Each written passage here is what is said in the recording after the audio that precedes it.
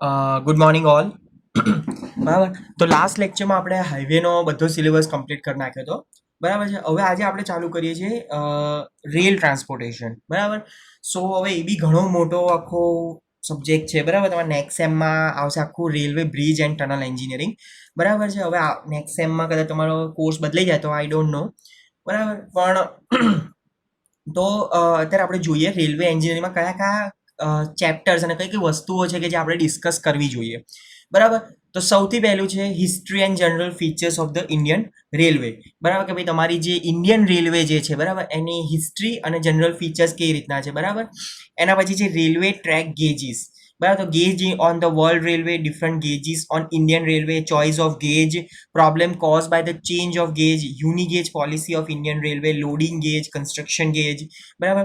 એના પછી છે alignment of the railway lines. બરાબર કે આપણે હાઈવેમાં જે વસ્તુ ભણ્યા હતા બરાબર કે requirement of the good alignment of a highway. બરાબર કે જ્યારે આપણે અલાઇનમેન્ટ નક્કી કરતા હોઈએ કોઈ બી હાઈવેનો બરાબર તો એ શેની માટે જરૂર છે તો શોર્ટ, સેફ, ઇઝી અને ઇકોનોમિકલ એ ચાર પર્સપેક્ટિવ હતા આપણા. બરાબર. તો આમાં અલાઇનમેન્ટ ઓફ રેલવે લાઇન્સમાં importance of the good alignment, basic requirement of an ideal alignment, selection of good alignment, mountainous rail and the rack rail. એના પછી છે engineering surveys and the construction of new lines. બરાબર કે કોઈ બી તમારે નવી construction line કરવાની હોય બરાબર તો એ વખતે તમારે કયા ટાઈપના એન્જિનિયરિંગ સર્વેઝ કન્ડક્ટ કરવાના આવે બરાબર અને construction of new lines. So need for construction of a new railway line, preliminary investigation for a new railway line. બરાબર. એના પછી છે ટ્રેક એન્ડ ટ્રેક સ્ટ્રેસીસ. બરાબર કે ટ્રેક એટલે આપણે શું કહી શકીએ કે ભાઈ જે ટ્રેક આપણે ફાઇનલાઇઝ કર્યું છે બરાબર એ અને એના સ્ટ્રેસીસ કે એની ઉપર કેવી રીતના સ્ટ્રેસ લાગે છે. Requirement of good track, maintenance of permanent way, track as an elastic structure, force acting on the track, coming coning of the wheel and tilting of the rails. બરાબર. એના પછી છે રેલ્સ. રેલ્સ એટલે આપણે જે પાટા લોખંડના પાટા જે જોઈએ છે બરાબર તો એને કહેવાય આપણે રેલ્સ. તો the function of rails, type of rails, requirement of an ideal rail section, rail manufacture, rail wear, other defects in rail, rail failure and the rail flaw detection. બરાબર. એના પછી સ્લીપર્સ કે એ જે બે પાટાની વચ્ચે જે વુડનની જે સ્લીપર્સ આપણે મૂકીએ છીએ બરાબર તો એની શું રિક્વાયરમેન્ટ છે, એમાં કયા કયા ટાઈપના મટીરિયલ્સ આવે છે બરાબર, કયા કયા ટાઈપના સ્લીપર્સ છે કે વુડન્સ છે, સ્ટીલ સ્લીપર છે બરાબર તો એમાં કાસ્ટ આયર્ન સ્લીપર છે, કોન્ક્રીટ સ્લીપર્સ છે બરાબર તો એમાં કયા ટાઈપના આપણે ડિફરન્ટ વસ્તુઓ જોવા મળે છે. એના પછી છે બલાસ્ટ.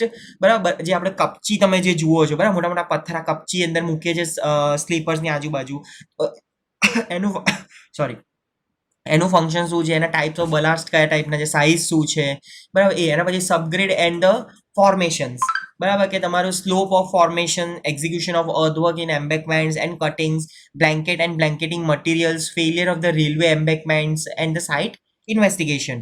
એના પછી છે રેક ફિટિંગ એન્ડ ફાસ્ટનિંગ. બરાબર કે કયા ટાઈપના ફાસ્ટનિંગ મટીરિયલ્સ આપણે યુઝ કરીએ છીએ બરાબર. એના પછી છે ક્રીપ ઓફ રેલ્સ કે રેલ જે છે બરાબર એમાં કોઈ ડિફેક્ટ અકર થાય તો એ કઈ રીતે તમારે એને ધ્યાનમાં લાવવાની કે એમાં કયા કયા ફેક્ટર્સ છે કે જે એના પર અફેક્ટ થાય અને એને મેન્ટેન કરવા માટે કઈ વસ્તુ કરવાની બરાબર. Geometric design of track, curves and super elevation, points and crossing, track junction and the simple track layout, rail joints and welding of rails, modern welded rail tracks, track maintenance, track drainage, modern methods, rehabilitation, railway accidents and the disaster managements, level crossing, locomotives and other rolling stock, train resistance and tractive power, railway station and yard, equipment at railway station, construction of new railway line, suburban railway, railway tunneling, signaling and interlocking, and the modernization of the railway and the high speed train. બરાબર તો total 32 chapters છે તમારા ખાલી railway એન્જિનિયરિંગના બરાબર અને આપણને આપેલો છે ખાલી અને ખાલી 1 કલાક of the railway engineering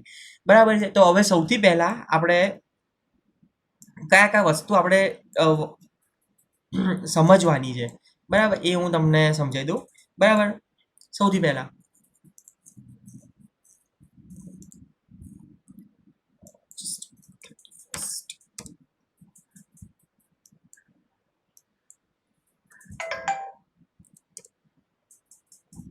flight traffic cost consideration. Railway track gauge. Barabar. So what is a gauge? જે તમારા બે રેલ છે બરાબર, જે આ તમને ફિગરમાં દેખાઈ રહ્યું છે, આ એક રેલ અને આ બીજું રેલ, બે પેરેલલ ગોઠવેલા હોય, તો એ બે વચ્ચેનું જે ડિસ્ટન્સ છે બરાબર, એને કહેવાય તમારો gauge. Gauge is defined as the minimum distance between two rails, બરાબર, કે તમારું ગેજ ડિફાઇન છે એ મિનિમમ ડિસ્ટન્સ છે આ બંને વચ્ચેનો રેલનો, બરાબર. સો ત્રણ ટાઈપના આપણે વર્લ્ડમાં ટોટલ ત્રણ ટાઈપના ઇન્ડિયામાં ત્રણ ટાઈપના ગેજ જોવા મળે છે. એક છે સ્ટાન્ડર્ડ ગેજ, બરાબર, એના પછી બ્રોડ ગેજ, મીટર ગેજ, બરાબર છે. અને બ્રોડ, મીટર અને નેરો ગેજ, એ ટોટલ આપણે ઇન્ડિયામાં ત્રણ ટાઈપના ગેજ જોવા મળે છે, બ્રોડ, મીટર એન્ડ નેરો, બરાબર. સો એક્ઝામમાં તમારે પૂછાઈ શકે કે બ્રોડ ગેજ છે તો એની વિથ કેટલી છે, 1676 mm. વિથ એની કેટલી છે, રૂટ કિલોમીટર્સ, એટલે બ્રોડ ગેજમાં 39,612 કિલોમીટરના આપણે રેલ્સ પાથરેલા છે, બરાબર. સેમ એવી રીતે મીટર ગેજ છે એની વિથ કેટલી છે અને નેરો ગેજ છે એની વિથ કેટલી છે, બરાબર. સો જે બ્રોડ ગેજ છે બરાબર, એ જનરલી કઈ જગ્યાએ યુઝ થાય કે જે જગ્યાએ બહુ પ્લેન ટેરિન્સ હોય, બરાબર, કોઈ બહુ અનઇવનનેસ ના હોય, હિલી એરિયાઝ ના હોય, તો એ જગ્યાએ બ્રોડ ગેજ યુઝ થાય તમારું, બરાબર. નેરો ગેજ તમારું કઈ જગ્યાએ યુઝ થાય કે ભાઈ જે જગ્યાએ તમારે માઉન્ટેનિયસ રેલ પાસ થતી હોય તો એ જગ્યાએ તમારો નેરો ગેજ યુઝ થાય છે, બરાબર. અત્યારે તમે ઘણી વખતે સાંભળ્યું હશે કે હવે યુનિગેજ પોલિસી ઓફ ઇન્ડિયન રેલવે ચાલી રહી છે, બરાબર. કારણ કે આમાં શું પ્રોબ્લેમ પડે, બરાબર. એક વાત આપણે અઝમ્પશન લઈએ કે ભાઈ અહીંયાથી 500 કિલોમીટર સુધી મીટર ગેજ બ્રોડ ગેજ છે, બરાબર, અને એના પછી બીજા 100 કિલોમીટર સુધી નેરો ગેજ છે, અને એના પછીનો જે છે બરાબર એ પાછો બ્રોડ ગેજ છે. તો તમારા જે રેલવેના જે ડબ્બા છે એના જે વ્હીલની જે ડાયમેન્શન છે એ દરેક ગેજ અકોર્ડિંગ તમારે બદલવા પડે, બરાબર. એમાં ઇન્ટરલોકિંગ સિસ્ટમ અલગ અલગ કરવી પડે.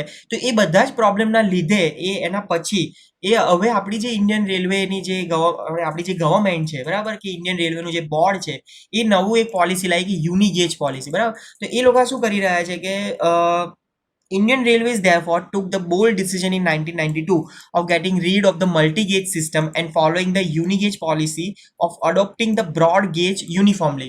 બરાબર, બ્રોડ ગેજ જે સિસ્ટમ છે એને અડોપ્ટ કરવાની અને જે સિસ્ટમ અપનાવી એ એને યુનિફોર્મલી અપનાવી લીધી કે ભાઈ જેટલા બી ગેજ હશે, મીટર હશે કે નેરો હશે, બધાને આપણે કન્વર્ટ કરી દેવાના બ્રોડમાં. તો એક આપણને બેનિફિટ શું થાય કે ભાઈ આમાં આપણે કોઈ જ ટાઈપનું શું કહેવાય કે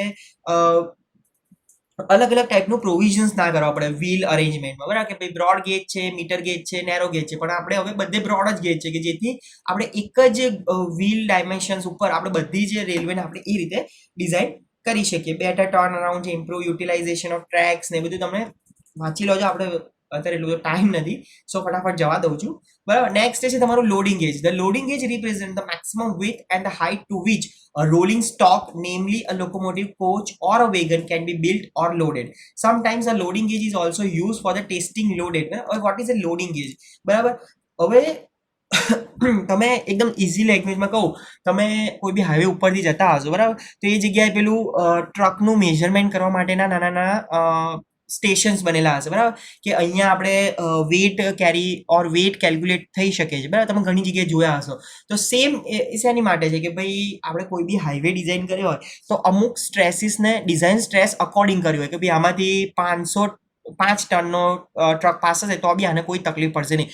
સેમ એવી રીતે જ્યારે આપણે ટ્રેક ડિઝાઇન કરતા હોય, રેલવે ડિઝાઇન કરતા હોય, રેલ્સ ડિઝાઇન કરતા હોઈએ, તો એ બી તમારે અમુક ડિઝાઇન સ્ટ્રેસ અકોર્ડિંગ કરવું પડે કે ભાઈ તમારે જે લોકોમોટિવ્સ છે, બરાબર, કે જે ડબ્બા છે રેલવેના, એમાં આટલે સુધી જ તમે વેટ અંદર ભરી શકો કે જે એ ઇઝીલી મૂવ કરી શકે. તો એ જે જગ્યાએ તમારે સ્ટેશન યાર્ડ ઉપર જે હોય તો ત્યાં લોડિંગ ગેજ પ્રોવાઈડ થયેલા હોય, બરાબર. હું તમને બતાવું કે કેવા હોય લોડિંગ ગેજીસ, બરાબર.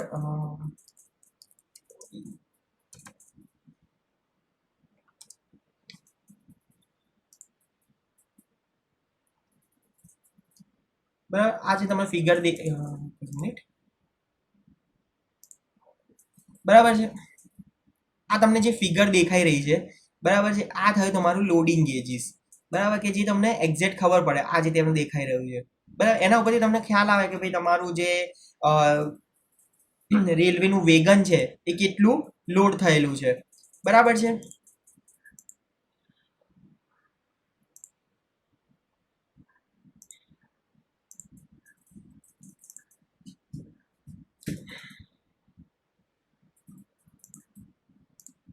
બરાબર છે. ઇન ઓર્ડર ટુ એન્શ્યોર આ રીતનું આખું હોય છે, રેલ્સ અને રેલ લેવલ અને આ આખું gauge steep arc horizontal post, બરાબર. એના પછી છે construction gauge. The construction gauge is decided by adding the necessary clearance to the loading gauge so that the vehicle can move safely at the prescribed speed without any infringement.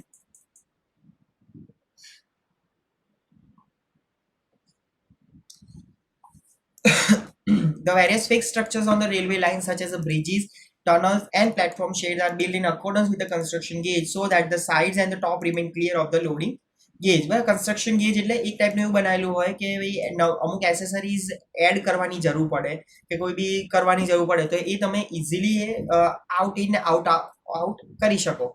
બરાબર છે. તો અહીંયા તમારું એ gauge વાળું chapter પૂરું થાય છે. Alignment of the railway તો બેઝિક એને શું ઇકોનોમિક કન્ડિશન જેમ કે shortest route, construction and maintenance cost should be limited, maintenance minimum operating expenses, maximum safety and comfort, aesthetic considerations, બરાબર. ચોઇસ ઓફ ગેજ કયા તમે કરો છો, બરાબર. ઓબ્લિગેટરી પોઈન્ટ તમને ખબર છે, આપણે હાઈવેમાં ભણી ગયા છે. ટોપોગ્રાફી ઓફ ધ કન્ટ્રીમાં plain, valley, cross country, mountain, zigzag, switch back methods, બરાબર. એ બધું જ તમારે આવે, બરાબર. હું ફટાફટ એટલે જવા દઉં છું કે આપણી જોડે ટાઈમ નથી હવે, તમારા અસાઇનમેન્ટ્સ બી લખવાના આવશે, બરાબર. એટલે સો આપણે ફટાફટ જવા દઈએ છીએ, બરાબર. માઉન્ટેન રેલવેમાં gradient gauge curvature alignment purposes, rack railways, બરાબર. So what is a rack railway? In the case of very steep gradient, much steeper than 3%, it has become difficult for a locomotive to pull the train load, and hence it is possible for the train slide down or slip back along the downhill. The rack railway system consists of the three rails, one extra two-third rail in the arrangement. બરાબર. હવે હું તમને બતાવું કે what is a rack rail. એ તમને exact તમને ખ્યાલ આવી જશે. Rack rail.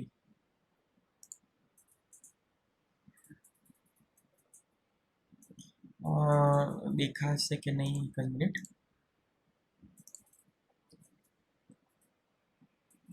બરાબર. આ ટાઈપનું જે સિસ્ટમ તમે જે જુઓ છો, બરાબર, કે આ બે રેલ છે અને આ રીતે બીજો એક ત્રીજો રેલ આપેલો હોય, બરાબર. તો એ શેના માટે હોય, જે આ તમે દેખાઈ રહ્યું છે, બરાબર, કે આ જે રેલવે જે લાઈન છે, બરાબર, કે તમારા લોકોમોટિવ્સમાં બી સેમ એવી રીતનું આવો ટૂથ કરેલું હોય, બરાબર. ઇફ જો તમારી રેલ છે એ પાછી સ્લાઇડ બેક થાય તો એ અહીંયા આવીને અટકી જાય, અહીંયા ફિક્સ થઈ જાય એના ટૂથ સાથે, બરાબર.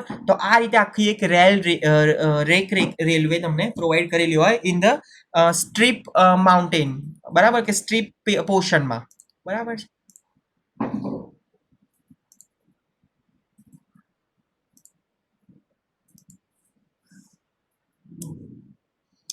બરાબર છે. તો રેલવે સેકન્ડ ચેપ્ટર બી અહીંયા તમારું આ રીતે પૂરું થાય છે. ફટાફટ જવા દઉં છું એટલે, બરાબર. સ્ટ્રેટેજિક રીઝન સર્વેસ તો બહુ એટલે કામના નથી તમારે, બરાબર. કયા કયા ટાઈપના સર્વેસ કરવામાં આવે તો traffic survey, reconnaissance, preliminary and final location, જે આપણે બીટીવીમાં બી જે જ કરતા હતા એના એ જ સર્વેના નામ છે. ખાલી બધી મેથોડોલોજી અલગ થઈ જાય, લેઝર સર્વેઝ ને બધું, field survey, data collection.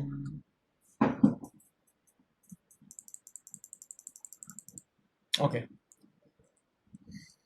Track and track stresses, બરાબર. હવે વોટ ઇઝ અ ટ્રેક, બરાબર, જે આખી આ જે પોર્શન છે, બરાબર છે, એને કહેવાય તમારો track. The track or permanent way is the railroad on which the train run. It consists of the two parallel rail fastened to the sleeper with a specified distance between them. The sleepers are embedded in a layer of ballast of specific thickness spread over level ground known as a formation. The ballast provide a uniform level surface and drainage and transfer the load to a larger area of the formation.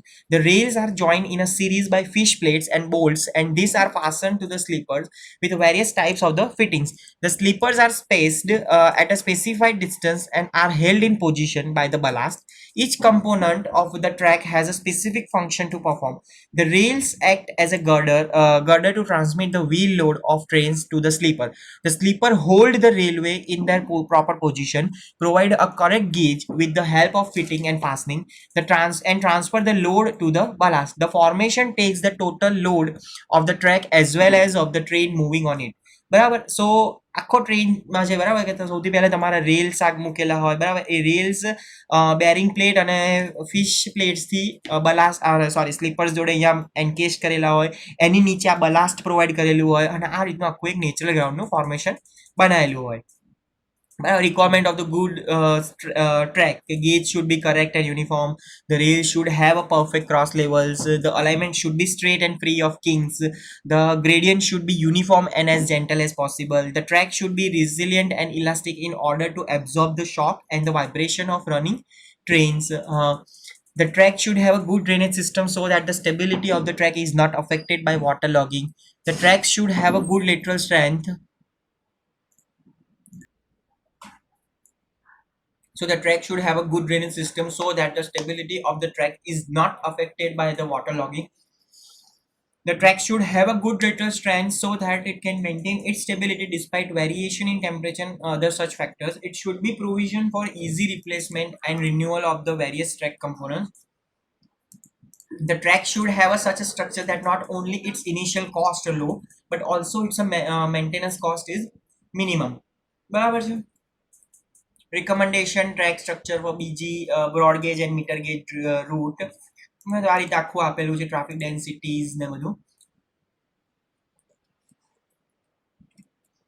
Track structures for the meter gauge, maintenance of the permanent way, track utilization, track as elastic structure, track modulus. So the track modulus, like the modulus of elasticity, is an index of measurement of the resistance to deformation. It is defined as the load in kilogram per unit rail length required to produce 1 unit depression in a rail bottom.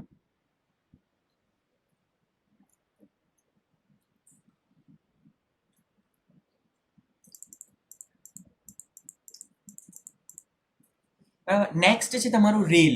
બરાબર, હવે different ટાઈપ્સના rail આવે છે. બરાબર, જો એક આ જે છે એ છે આપણો ડબલ હેડેડ રેલ. રેલ એટલે આપણે જે સ્ટીલના જે લોખંડના પાટા જોઈએ છે, બે પેરેલલ મૂકેલા હોય. બરાબર, સો એક આવે છે તમારો ડબલ હેડેડ રેલ. બરાબર, સેકન્ડ છે બુલ હેડ રેલ. બરાબર, એટલે જે આ રીતનું એનું ઉપરનું જે હેડનું જે ફોર્મેશન છે એ આ ટાઈપનું હોય. બરાબર, એના પછી છે ફ્લેટ ફૂટેડ રેલ, કે આ જે ફૂટેડ નો પોર્શન જે છે, બરાબર, એકદમ ફ્લેટ ફૂટેડ હોય. બરાબર છે. સો હવે તમે ડિઝાઇન ઓફ સ્ટીલ સ્ટ્રક્ચર્સમાં હેડ, વેબ, ફૂટ અને બધું તમે જોયું હશે. બરાબર છે. Standard rail section, the weight of the rail and it section is decide after consideration such as the following. કે તમારે કયા ટાઈપના રેલ્સ મૂકવા છે એ તમારે કયા પરથી તમને ખબર પડે. તો સૌથી પહેલા હેવીએસ્ટ એક્સિયલ લોડ. બરાબર, કે ભાઈ કેટલો લોડ તમારા રેલવેમાંથી પાસ થશે. મેક્સિમમ પરમિશેબલ સ્પીડ, કેટલી સ્પીડમાંથી તમારી રેલવે પાસ થશે. Depth of ballast, cushion, type and spacing of sleepers and other miscellaneous factors.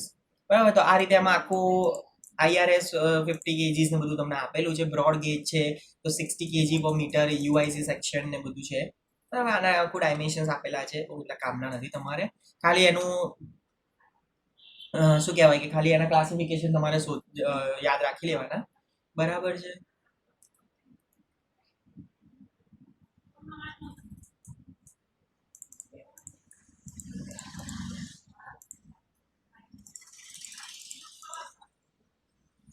બરાબર, causes of the rail failures, inherent defects in the rail. બરાબર, એટલે મેન્યુફેક્ચરિંગમાં કોઈ ડિફેક્ટ થઈ હોય તો defect due to the fault of the rolling stock and abnormal traffic effect. બહુ વધારે પડતા રેલવેઝ એના બધી પાસ થતા હોય. બરાબર, કે સિવર બ્રેકિંગ થતું હોય, કે એન્જિન બળી ગયું હોય, તો એ વખતે તમારા રેલ ઉપર પ્રોબ્લેમ આવે, રેલ્સમાં ડિફેક્ટ થાય. Excessive corrosion of rails. બરાબર, badly maintained joints, defect in welding of joints, improper maintenance of track and the derailments. બરાબર, આ બધાથી બી પ્રોબ્લેમ થાય. બરાબર, એક હવે એના પછીનું એક છે કોડિંગ ઓફ વ્હીલ્સ. આમાં છે કે જોઈ લઈએ, એટલે એ થોડું વધારે ઇમ્પોર્ટન્ટ છે. Pulse ecosystem.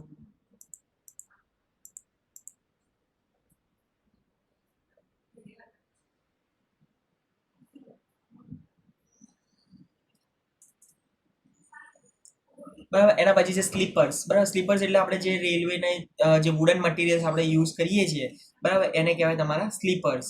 બરાબર, કયા કયા ટાઈપના સ્લીપર્સ આવે છે. બરાબર, wooden sleepers, cast iron sleepers, steel sleepers, concrete sleepers. એનું કામ શું કે ભાઈ જે બી સ્ટ્રેસ આવી રહ્યો છે, બરાબર, રેલવેના વ્હીલમાંથી, જે રેલના વ્હીલમાંથી જે સ્ટ્રેસ આવી રહ્યો છે, બરાબર, એ શું કરશે કે રેલ કન્ઝ્યુમ કરશે. બરાબર, પછી જે રેલ સેક્શન જે છે, બરાબર, આપણે આગળ જોયા બુલ હેડેડ છે, ડબલ હેડેડ છે, ફ્લેટ ફૂટેડ છે. તો એ જે સ્ટ્રેસ છે એ ત્યાંથી ટ્રાન્સફર કરશે સ્લીપર્સમાં. તો સ્લીપર્સનું કામ શું છે કે સ્ટ્રેસ કન્ઝ્યુમ કરવાનું અને રેલને એને પ્રોપર અલાઇનમેન્ટમાં રાખવાનું. બરાબર, અને એ જે સ્ટ્રેસ આવ્યો છે રેલમાંથી, બરાબર, એને ડિસ્ટ્રીબ્યુટ કરવાનું ટુ ધ બલાસ્ટ કુશન સુધી. બરાબર છે.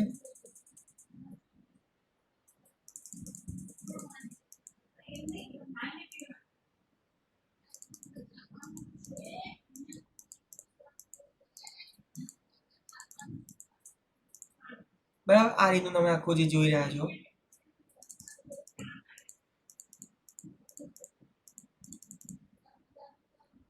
બરાબર, એના પછી છે બલાસ્ટ. બલાસ્ટ એટલે આપણે જે કપચીની વાત કરીએ, બરાબર, તો sand ballast, moorum ballast, coal ash and cinder, broken stone ballast, other type of ballast. બરાબર, એના એડવાન્ટેજીસ અને ડિસએડવાન્ટેજીસ છે. સેન્ડ બલાસ્ટ એ ગુડ ડ્રેનેજ આપે છે, cheap if locally available. Coal ash broken size of ballast કયા કયા સાઇઝની હોવી જોઈએ કે 50 mm.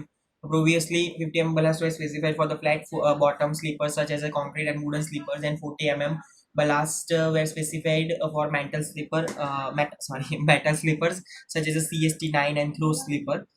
Requirement of the good ballast છે.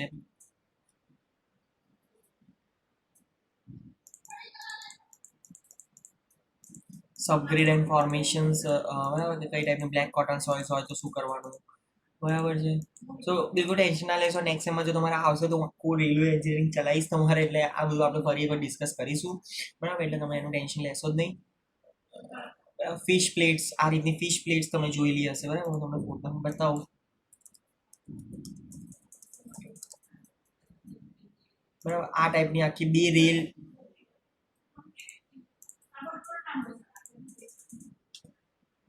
બરાબર, આ ટાઈપની જે આપણે જે છે, બરાબર, એ ફિશ પ્લેટ્સ કહેવાય. અને બે રેલ સેક્શન જે છે એ બેને કનેક્ટ કરવા માટે આ રીતનું આખું ફિશ પ્લેટ બનેલી હોય, બરાબર છે, ફિશ પ્લેટ કહેવાય આને.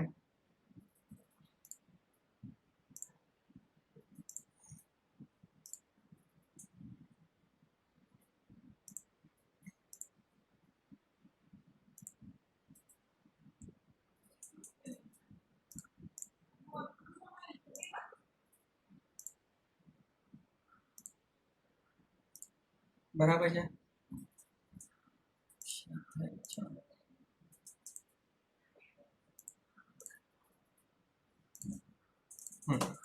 બરાબર, એ ફિશ પ્લેટ એને કહી શકીએ આપણે, બરાબર, combination of the fish plate. પછી ડોગ સ્પાઇક્સ છે, બરાબર, આ રીતના ડોગ સ્પાઇક્સ મૂકેલા હોય, બરાબર, આ ટાઈપના જે તમને દેખી રહ્યા છે એની માટે છે કે ભાઈ તમારા જે આપણે સ્લીપર્સ જે મૂક્યા હોય, બરાબર, સ્લીપર્સને કોઈ પ્રોબ્લેમ ના થાય. પછી એના પછી છે bearing plates. Bearing plates are use for the fixing wooden sleepers to rails, બરાબર, વુડન સ્લીપર્સને રેલ સાથે કનેક્ટ કરવા માટે ફિક્સિંગ. આ તમે જે દેખાઈ રહ્યું છે, બરાબર, આ જે એ છે MS bearing plate four 90R, બરાબર છે. આ રીતનું આખું એક હોય છે. લૂઝ જોઝ, બરાબર, આ બધું તમારે આ રીતના લોક સ્પાઇક્સીસ, સ્પ્રિંગ સ્ટીલ ક્લિપ્સ હોય, બરાબર, કે આ રીતે જેથી તમારા રેલ જે છે, બરાબર, એને એક પ્રોપર ફોર્મેશનમાં રાખે કે એને હલવા ના દે એને, બરાબર છે. Creep of rails. હવે what is a creep of rail? Creep of rail એટલે કે લાઈક આ આપણે થિયરી લઈએ, percussion theory for development of creep, બરાબર, કે તમારું આ રેલ આખું સેટ કરેલું છે, બરાબર, અહીંયાથી તમારી રેલવે પાસ થાય છે ઓન ધ હેવી સ્ટેક્શિયલ લોડ, કે બહુ ઓવરલોડેડ થઈને. તો શું થાય કે તમારો જે રેલ સેક્શન છે એમાં ડિફ્લેક્શન થવાના ચાલુ થાય, આ રીતે આખું વેવ ફોર્મમાં, બરાબર. તો તમારા રેલ્સ જે છે એ ઊંચા નીચા થવાના ચાલુ થાય, બરાબર, કાં તો અહીંયાથી ખસી જાય, ફિશ પ્લેટ તૂટી જાય, બરાબર, તો એ બધું તમારે પ્રોબ્લેમ્સ આવે, બરાબર. Effects of creep: sleepers out of square, disturbance in gap get distributed, distortion of points and crossing, difficulties in changing rail, effect of interlocking, possible buckling of track, બરાબર. Measurement of creep કેવી રીતે કરવામાં આવે છે, measurement એનું, બરાબર છે. પછી જીઓમેટ્રિક ડિઝાઇન્સ તો બહુ એટલું કામનું નથી તમારે. Curves and super elevation be same વસ્તુ છે, હાઈવે જેવું જ, બરાબર છે. એનામાં ખાલી કેલ્ક્યુલેશન્સ છે.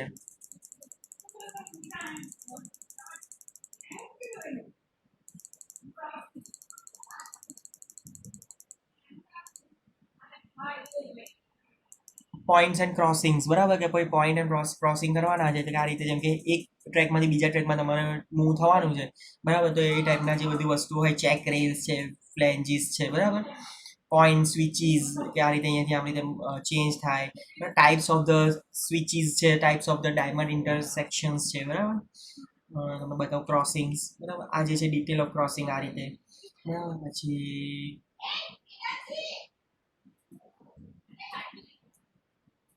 તમને જે ફિગર દેખાઈ રહી છે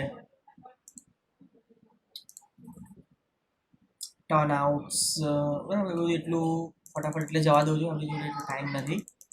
IRS મેથડ્સ, ટ્રેક જંક્શન્સ ને બધું છે. ઓકે, સો જે બધી ઇમ્પોર્ટન્ટ વસ્તુ હતી કે જે આપણે ડિસ્કસ કરવાની હતી બધી આપણે કરી લીધી છે, બરાબર. તો બી તમને કોઈ ડાઉટ હોય તો તમે મને મેસેજ કરી શકો છો, બરાબર. અને પછી આપણે એનું એક પર્ટિક્યુલર વખતે ડિસ્કશન કરી લઈશું, બરાબર છે. ઓકે, સો આ મળી, સો હવે બીજો કોઈ તમને ડાઉટ હોય ટ્રાન્સપોર્ટેશન એન્જિનિયરિંગમાં તો જસ્ટ મને મેસેજ કરી દો છો, બરાબર. અહીંયા આપણો જે સિલેબસ છે હું કમ્પ્લીટ ડિક્લેર કરી રહ્યો છું, બરાબર છે. ઓકે, તો કોઈ બી ડાઉટ હોય તો તમે મને મેસેજ કરી શકો છો.